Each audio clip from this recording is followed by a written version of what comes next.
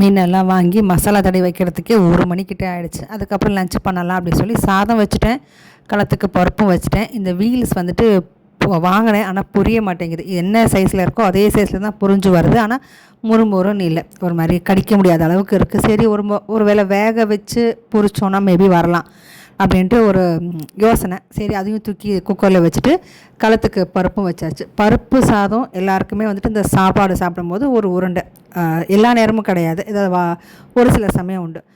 கல்யாண வீட்டுக்கெல்லாம் போனால் கூட இந்த சாதம் பருப்பு நெய்யெல்லாம் விடுவாங்களே, அதை அப்படியே தனியாக கொஞ்சமாக எடுத்து பிசைஞ்சு முதல்ல அதை சாப்பிட்டுடுவோம். அதுக்கப்புறம் தான் சாம்பார் ரசம் இதெல்லாமே. இன்றைக்கி வந்துட்டு வச்சுட்டேன் குக்கரு, ஆனால் இன்னும் யோசனையே இல்லை என்ன சமைக்கிறது அப்படின்ட்டு. ஃபிஷ் எல்லாம் வாங்கி வச்சுருக்கேன், அது இப்போ வேண்டாம் அப்படின்ட்டார். அதனால் இன்றைக்கி அதெல்லாம் வாங்கலாம், இந்த காய்கறிலாம் வாங்கிட்டு வரலாம் தான் நான் போனேன் கடைக்கு. அதுக்கப்புறம் பெட்ரோல் கம்மியாக இருக்குன்ட்டு நேராக வீட்டுக்கே வந்துட்டேன். இதெல்லாம் கத்திரிக்காயும் முருங்கைக்காயும் ஒரு சில காய் வந்து ஆன்லைனில் ஆர்டர் பண்ணி வாங்கி எடுத்துக்கிட்டேன். ஸோ இது ரெண்டும் போட்டு கொஞ்சம், அதாவது டேரெக்டாக அந்த சின்ன குக்கரில் சாம்பாராக வச்சிடலாம். புளி கரைச்சி விடாமல் அதுக்கு போல் தக்காளி போட்டுட்டோம், பழுத்த தக்காளி போட்டோம் அப்படின்னா நல்லா புளிப்பாக இருக்கும். அது மாதிரி போட்டு வச்சிடலாம். அப்படி புளி பத்தலைன்னா கூட கொஞ்சம் எலுமிச்சம்பழம் புழிஞ்சிப்போம், போதும் புளி வேண்டாம் அப்படின்ட்டு. புளி கரைச்சி விடாமல் செய்கிற இந்த மாதிரி சாம்பார் இல்லாமல் நல்லா தான் இருக்கும். சின்ன குக்கரில் இருக்கிறதுனால டேரெக்டாக இருக்குது அப்படின்ட்டு நான் புளி சேர்த்துக்கல. இதில் ஒரு குழம்பு கரண்டியில் கடலைப்பருப்பும் பருப்பும் எடுத்துக்கிட்டு அதை மட்டும் போட்டால் போதும். பெருங்காயம், சாம்பார் பொடி, மஞ்சள் பொடி, உப்பு எல்லாத்தையுமே வந்துட்டு அதில் போட்டு கொஞ்சமாக தண்ணி மட்டும் ஊற்றிட்டோம் அப்படின்னா சாம்பார் ரெடி. இறக்கி போட்டு நம்ம அதுக்கப்புறமே கொஞ்சம் தாளிச்சிட்டு கொஞ்சமாக தண்ணி ஊற்றணும் அப்படின்னா நல்ல சாம்பார் கெட்டியாகவே வந்துடும் உங்களுக்கு. ஸோ அந்த மாதிரி இன்றைக்கி வச்சுட்டேன். எப்போவுமே இந்த சின்ன குக்கர் நான் வாங்கினது இதுக்கு தான். ஸோ ஒன் டைம் சமையலுக்கு, ஒரு வேளைக்கு சமையலுக்கு மட்டும் கரெக்டாக இருக்கும் இந்த குக்கர்.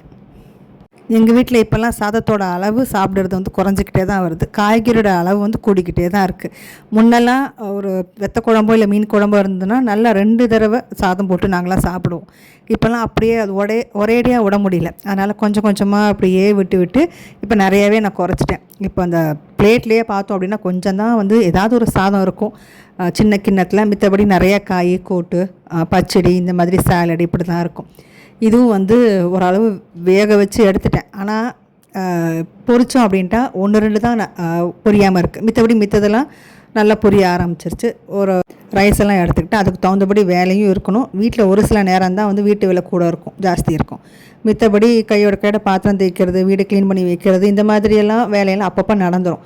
அதனால் எனக்கு அவ்வளோ வேலை கிடையாது. அப்போ வந்து நமக்கு ரைஸ் வேண்டாம், அதை கார்போஹைட்ரேட் அதிகமாக வேண்டாம் அப்படின்ட்டு ஃபஸ்ட்டு ரைஸை தான் குறைச்சேன். ரொம்ப கஷ்டப்பட்டு தான் அதையும் குறைச்சேன். ஆனால் எதை என்னால் குறைக்க முடியல அப்படின்னா, அந்த டீக்கு சர்க்கரை போட்டு அந்த வெல்லம் போட்டு தான் குடிக்கிறேன். அது வந்து காலையில் அது வந்து காம்ப்ரமைஸ் பண்ணுறதே கிடையாது, விட்டு கொடுக்காமல் அதை மட்டும் நான் செஞ்சுருவேன் ரெஃப்ரெஷிங்காக இருக்கிறதுக்கு.